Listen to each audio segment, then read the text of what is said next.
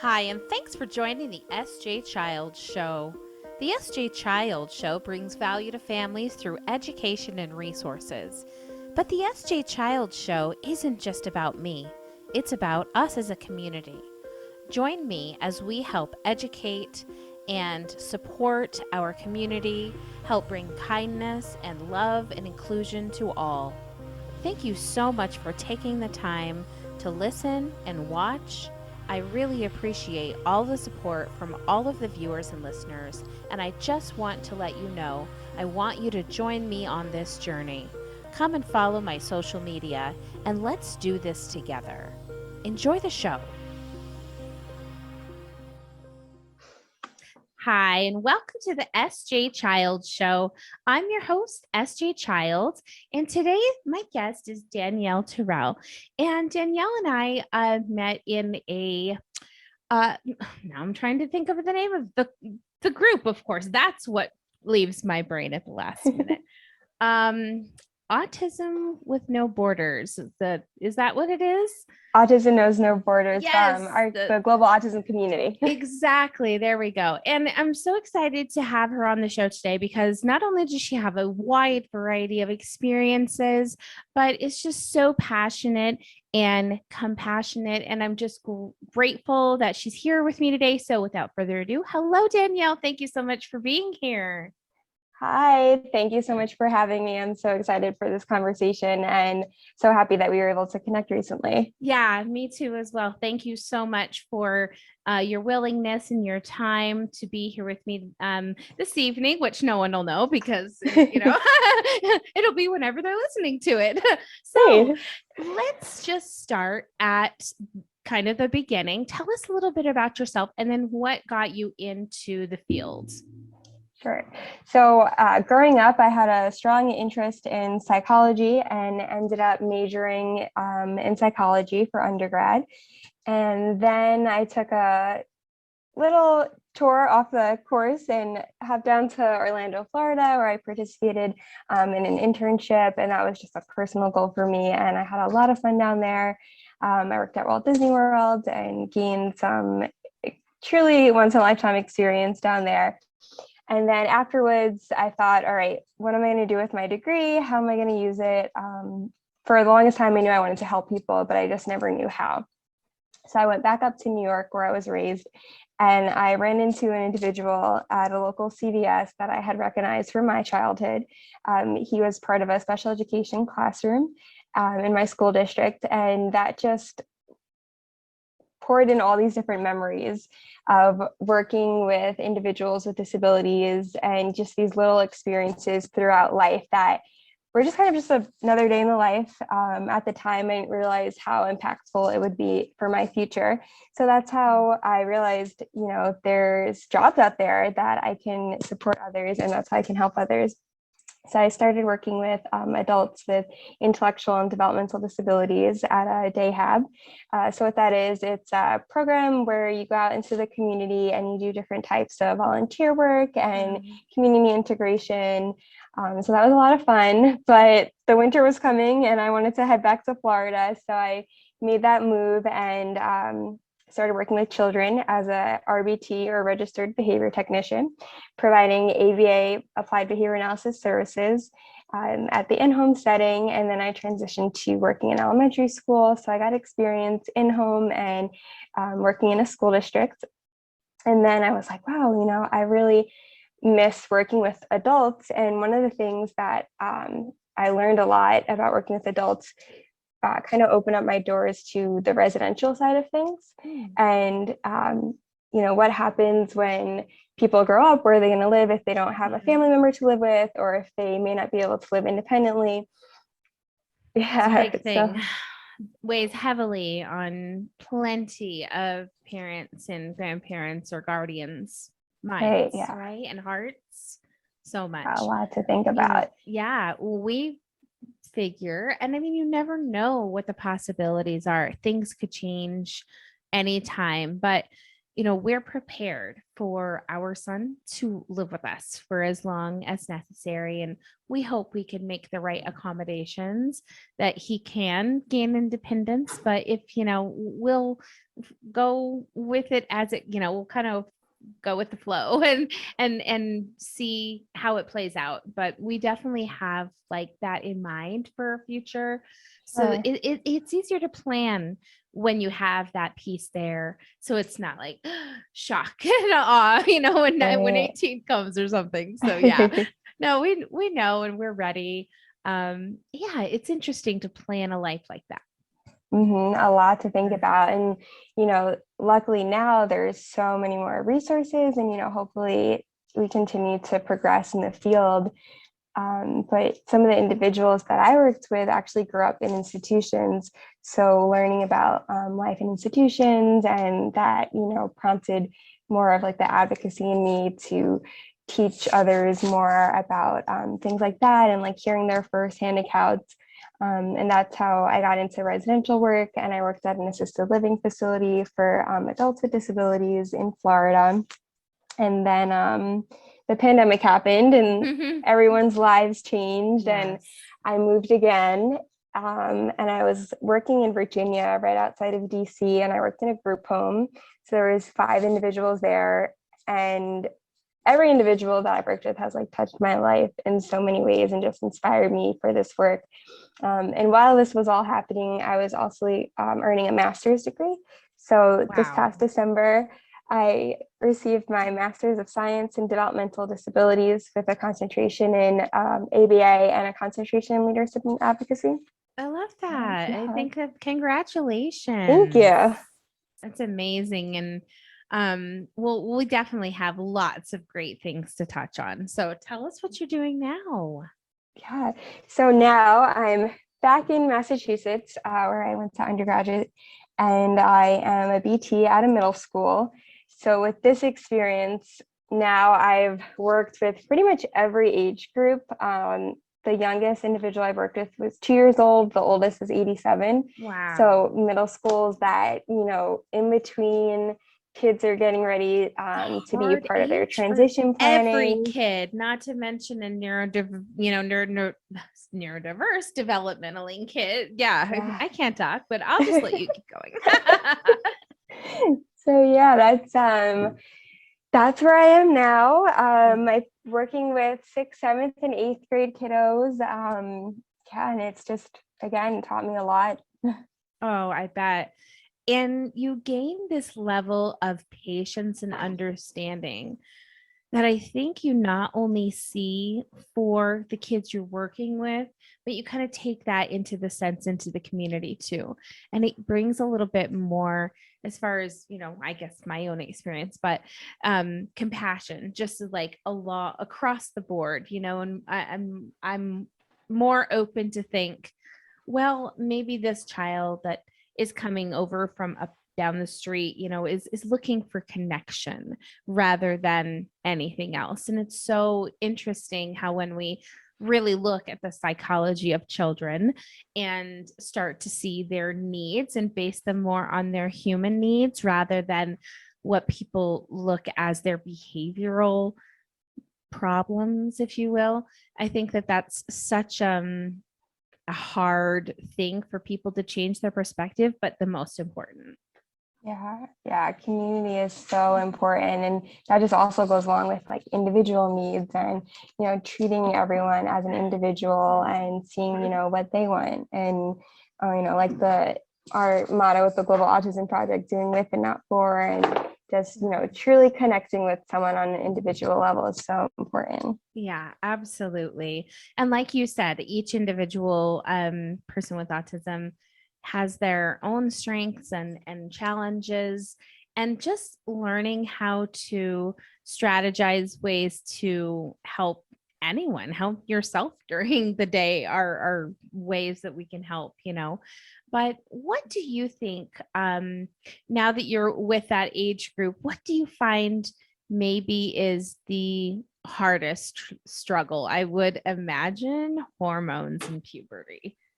Yeah, I mean, hormones, are the kids going through a growth spurt? And then factor in the pandemic and just Yeah. struggling with different changes. Mm, I mean, especially for like the sixth graders in Massachusetts, middle school, sixth, seventh, and eighth. So okay. transitioning from elementary school to sixth grade, and then the programs that these kids are in, is it the right fit for them? Are they getting all the supports that they need? And then in the school system, is there enough staff with the pandemic? Because I'm pretty sure across the country, maybe even across the world, there's a shortage with educators and support staff. Ah, that's so hard too. And I know for our family, we completely stopped, having in-home therapy. Mhm. But at the same time, my husband, who also has Asperger's, came home, and wasn't working. And all of a sudden I had this expert, if you will, in his own sense and individuality to help me guide our children in the right direction. And we've just kind of like designed a system to work around with our family that has been so successful and so happy. So, yeah, it's incredible what we can do when we put our focus and intention into helping others, to help themselves. Yeah, it just goes to show, not everything from the pandemic is bad. And, you learn so Yeah. much about yourselves, about each other. So that's awesome that you guys Yeah. had that experience. Yeah, definitely. I mean, it made up for the fact that we weren't getting those extra, pieces of therapy, pieces of social interaction that he was starting to really, really progress from.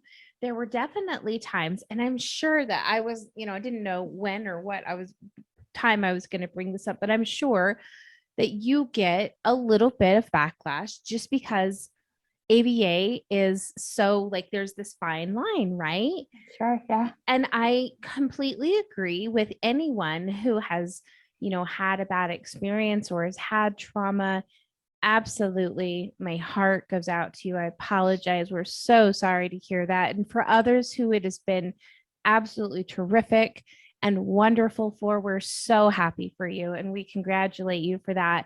It's such again an individual experience for Mhm. every single therapist, parent, child, sibling. There's just not a one size fits all.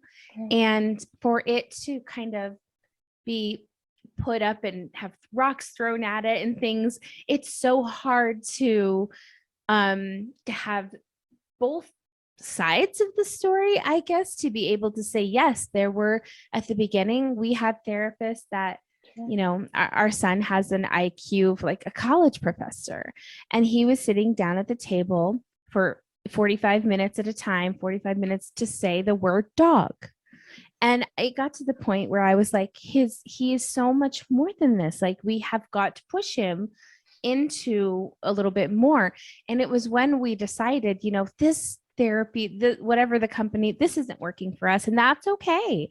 Mhm. But learning how to do that at the beginning is really scary because you think it's like the word for all. This is the law. It's the whatever, the guidelines I have to follow. But parents, it's really important for you to take the reins, create a team, build a team around your child and your family and to all the individuals involved. And it was when we, did that and we found some luck with, in fact, our RBT went from our old company to the new company, to a new company, and we followed with her. And the change was incredible. It was more of a natural play setting, which our son just thrived and he just hit, you know, some goals that we never anticipated or even had thought we could place on him. But here he was thriving and thriving and thriving. So, yes, taking that social part out of the situation with COVID was such a bummer. And we still talk about them sometimes, he'll bring them up.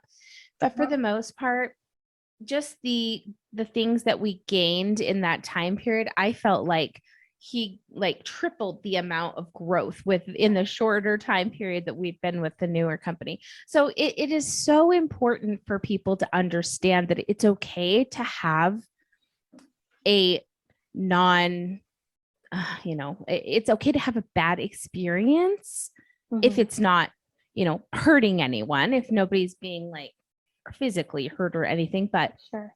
sometimes from those, we know what we don't want. And sometimes that's important information to have. Yeah, and also just shows like how powerful parents are as advocates for their children. And I think sometimes maybe if a parent has just a brand new diagnosis, or they're overwhelmed with anything, helping parents, in any way that they need, and like providing that additional support and guidance. And that's one of my like long-term goals, is to be able to support families and, what do you need? How can I help you? Reminders that, advocate for your child. What if something's not working, that's okay. Speak with, if you're in the ABA program, speak with the BCBA. If you don't like it, change it. There's a lot of things out there, and it does take a community, and to build that community and support and reinsurance is so important. Yeah, definitely. Oh, I agree. And I think that you can obviously have seen so much success, or maybe seen where, this didn't work out maybe with some kids. And so we had to try, and strategize other things. Yeah, definitely. From like in school, in home, changing things. One thing doesn't work, let's try it this way. Collaborating. I mean, the communication within the school is so important, with all the different team members, and, with the family having their input. And then, working at home, what is your day-to-day life like? I've worked with some families who maybe like not sure like if they want to do like have a special diet for their kid, or what their routine is like. So being like really flexible and just trying different things and being really open. And I think that's like one of the things where I'm really proud of my experience, that it is so diverse, like having a lot of different lenses to look through, different ages, different settings. I think it's really, really great. Yeah, I completely agree with that. I mean, when our son was diagnosed a decade ago, and there wasn't as much information, then, and there wasn't as much support in our community. So that was kind of tricky. And I really had to navigate that alone. And it was hard, but at the same time, my husband was fantastic. Well, come to find out years later, he is on the spectrum. And so now, like you say, having a different lens to like look through and be like, okay, I have accommodated this man in my life for, so many years now. I've done this for him around eating. I've done this around social behaviors. I've done this around whatever. Like, okay, I can do the same for my child. Like, I understand this in a whole different way, other than just trying to help him to be more comfortable acting like us. I mean, if that's fair to say, and rather putting it back on, okay, well, how can we make your life more comfortable? What can we do to accommodate you, rather than how can we change you to help us be, this smooth running wheel, when it was like, okay, this isn't working. Right. Because there Yeah. wasn't true, like, yes, we're trying to get him therapy and learn, but were we really being flexible and really looking at his human needs, his sleep patterns, which are crazy. I call them the moon cycles, because he's on for 2 weeks, off for 2 weeks, like daytime, nighttime. So I set up homeschool. Doesn't hurt anyone, right? It really doesn't. Like, it's accommodating. If he's old enough, he's 12. So it's not like he's not 3 or 4. I don't have to, go up and help him go to the bathroom, or so he's really self-independent now, that he can have fill his own water bottle up, use the restroom, get a bag of chips is what his favorite meal. And so, you know, he has access to those things. And the more of freedom and independence we allow him, the more biologically regulated he is, which is natural, I think. Yeah. And that's so great, that you're sharing all this for, other parents out there. And, more conversations are so important, and hearing from self-advocates is so important. I went to a fundraiser recently, and sadly, I was very disappointed, but I kind of just look at every experience as a learning experience. And, I was there for a reason. So like, after being frustrated for a little while, it's like, oh, okay, like, this is a conversation that needs to be had. Here's a fundraiser that's been going on for years to support autism and communication devices, programs. But where are the self-advocates, and where are people that are, teaching and raising awareness? Because for me, it felt like just a party, like, yeah, we raise money, but, where's the depth? Where's the education and the, the why? And, that will just help the field more and more. Mm-hmm. Oh, absolutely. I completely agree. I hope that we can just build like a super team, right? And just go around changing, and all of us connected in one way or another. And I think that it's so important that we have these kind of conversations and just show the good, the bad, the ugly, all of it in one, because all of it together represents the whole, which is really beautiful. And it does come with challenges, and that's okay. Like, that's what we have therapists for, to help us strategize through those things. What are some basic, let's see, what's a good way to start? What's some basic getting your kid ready for school in middle school age strategies that you might help with some clients? Sure. So if we're speaking about maybe like the start of the school year, definitely like touring the middle school if that's available, to see like what the environment looks like. If, a child's coming from a small elementary school to a big middle school, that's a huge transition. There's going to be a lot of external stimuli, a lot of changes in pace and, different people. And then, reaching out to the school, is there a community for maybe like kids to meet each other, or like social skills group to meet before going into that school? And then also making sure that, their services from elementary school are getting carried over to middle school. If someone has a one-on-one in elementary school, they probably going to need a one-on-one in middle school. So, can the school provide that supports? And, if it's a longer school day, is that something that your child's ready for? It do they need to come in increments, or are they ready for a full day of school? So really, and then team meetings, is everyone collaborating? Is it just two people? And really advocating for a strong collaboration of team. Are there observations in elementary school that are going to help set up your child for success in middle school? Oh, those are so important. I think that that's a really, really valuable for all kinds of parents and of all types of kids, right? But so, so important for the neurodiverse kiddos to get that head start into what it might look like when environment's going to change. Yeah, so important. When you get into the school and, parents are kind of going throughout, what is something important, like you said, kind of like team collaboration? What happens if you aren't getting the help you need? How do you help parents or suggest that they move forward with that? Because I think that a lot of parents feel lost and scared and don't know how to access help. Definitely, I think would start with building rapport with families. I mean, in my experience, with at-home therapy, one of the first things in training, build rapport. The first 2 weeks are just rapport. So, that could be the same in the school district. So opening up a line of communication, whether it's, after school, whether it's through email, and, really showing support for your child and the families, and having that communication. If it's maybe they prefer something on a spreadsheet, like a little daily communication log.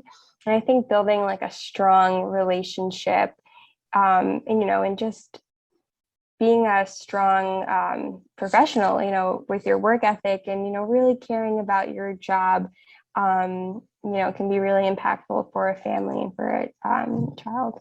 Oh, I bet. No, I wish that there were more people like you when my Yeah. son was kind of we ended up, homeschooling, which has worked out for our schedule anyways. Like nobody was going to let him come to school 2 weeks at a time, or, not miss 2 weeks and go to school 2 weeks. So it works out. But yeah, but there was definitely a time where I was like, this can't be happening. Like I'm not getting support where I'm needed to. And it's really hard. So personally myself, like I also just built built a community of friends of other autism parents that Yeah. we could just really connect and rely on one another, to support one another, to know that we're there, to understand, like to say, I get it.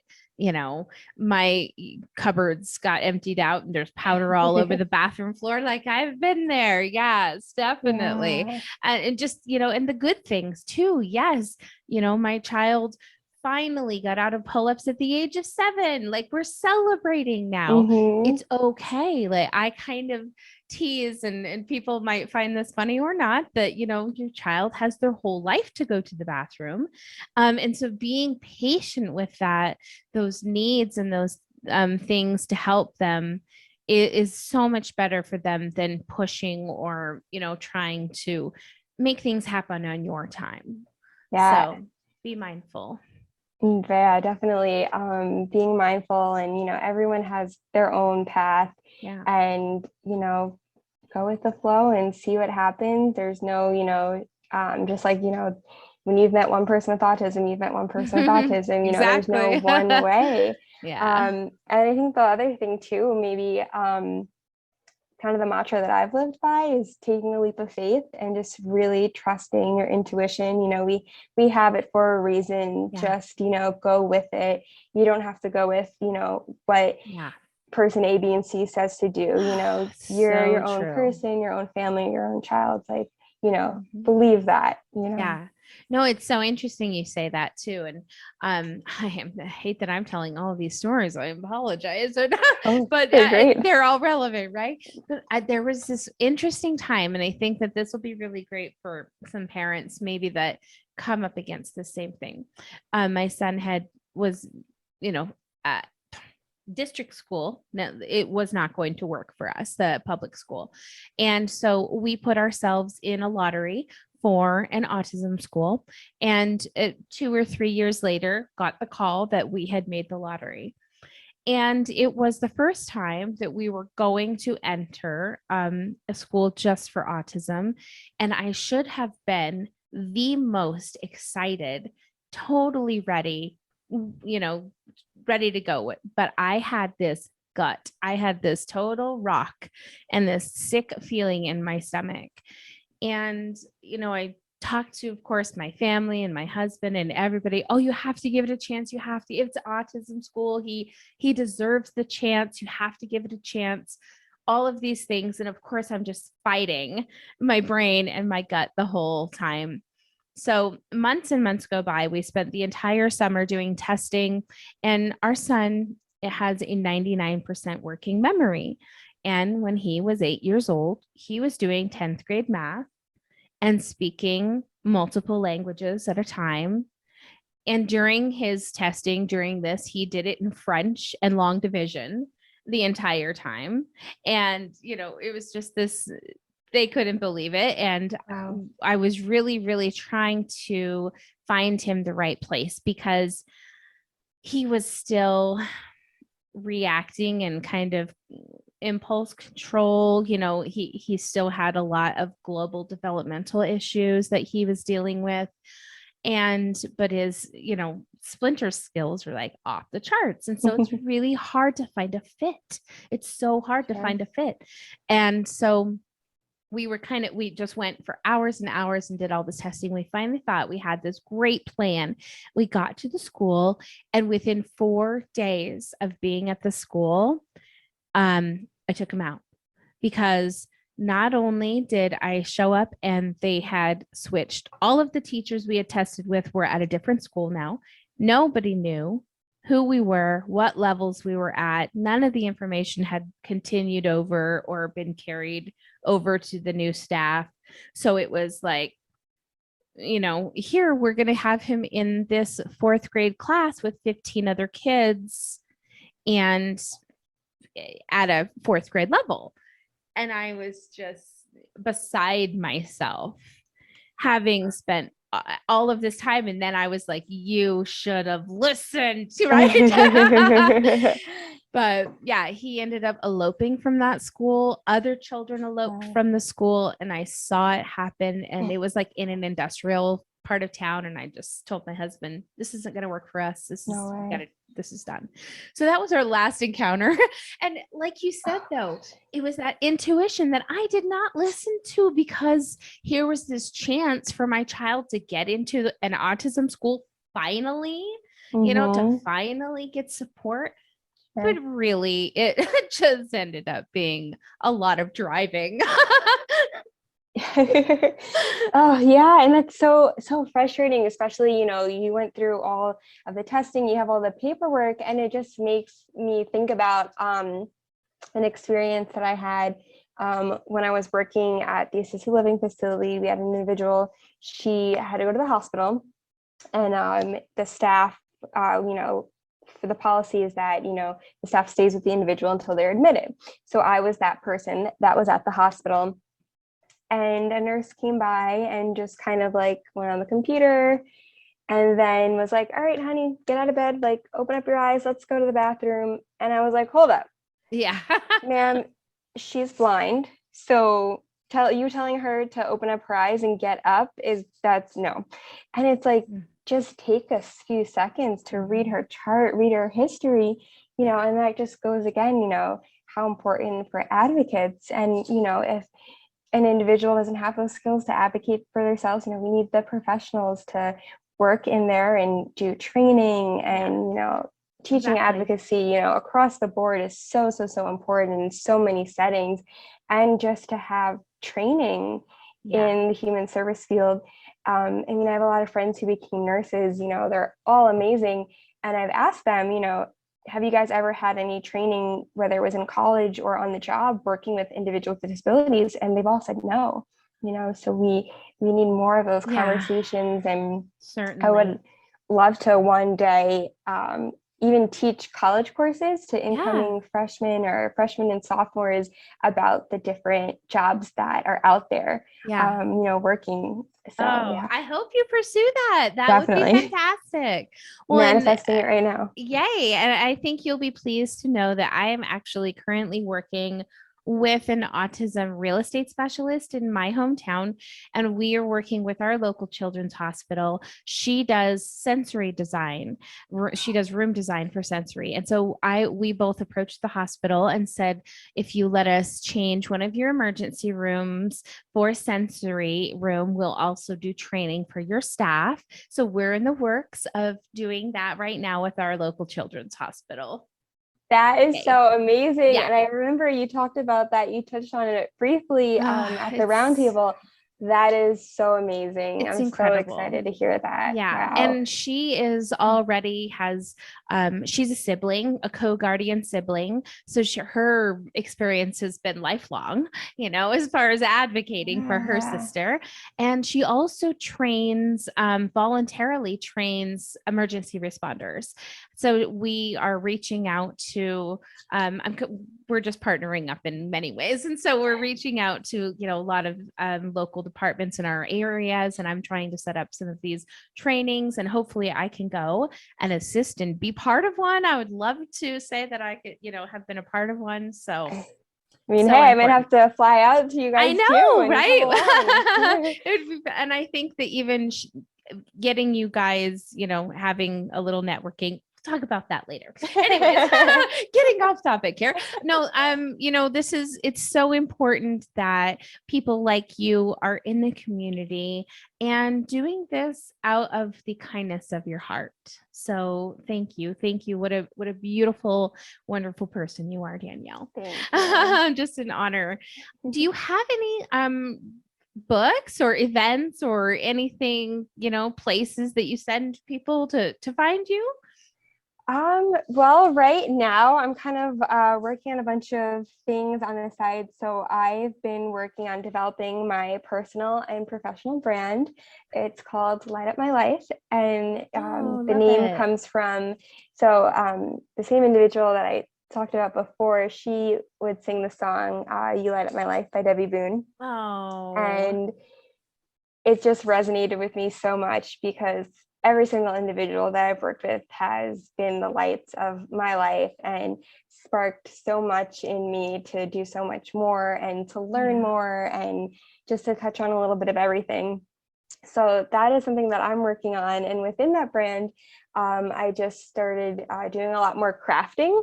Arts and crafts is like my personal go-to that has been repressed for years just because life gets in the way and you don't always you don't always get to do the fun things. So that is just to highlight that everyone has their own unique individual talents, and that is mine. So I'd like to share that with the community. And I make all different kinds of things, and to come off of that, last year I had my first tea party. It was for one of my best friends' bachelorette. Yeah. So eventually I would like that to transition to just decorating and just party planning for group homes, assisted living facilities. That's fantastic. Halloween, birthdays, whatever. Yeah. So a couple of things like that. So you can find me on Instagram, Light Up My Life _ the inspiration. So that's kind of where I share a little bit of who I am, and show my interests, but also as a way for me to connect with others and to advocate. I'm on TikTok. You can reach me by email, LUML, Light Up My Life advocate @gmail.com. So yeah, definitely would love to connect. Oh, I love that. And I can type that out for you too. I'll have it all typed on the screen and down in no problem. That's part of my job, babe. No, it's so exciting to be able to support you. And I really hope that it goes so successful. And let's after the show, we'll chat about some networking that we can do, and we're just going to have a blast. Awesome. I can tell. I'm so glad. Thank you so much for being with us tonight. We'll talk to you soon. Thanks for joining the SJ Child Show. The SJ Child Show brings value to families through education and resources. But the SJ Child Show isn't just about me. It's about us as a community. Join me as we help educate and support our community, help bring kindness and love and inclusion to all. Thank you so much for taking the time to listen and watch. I really appreciate all the support from all of the viewers and listeners, and I just want to let you know I want you to join me on this journey. Come and follow my social media, and let's do this together. Enjoy the show.